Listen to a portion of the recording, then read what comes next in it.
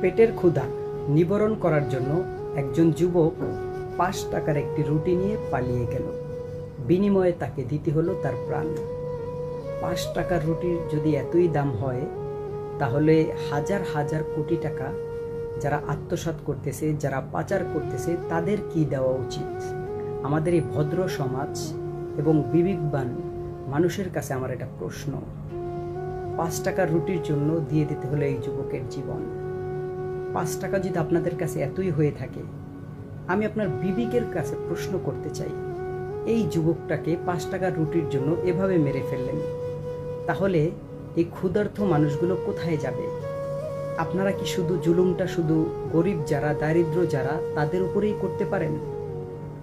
আফসোস আমার যে আমাদের এই ভদ্র সমাজের উপর সামান্য ক্ষুদ্র জিনিসের জন্য মানুষের প্রাণ নিয়ে নিতে পারলেন, অথচ যারা হাজার হাজার কোটি টাকা পাচার করছে তাদের জন্য আপনারা কিছুই করতে পারেন না।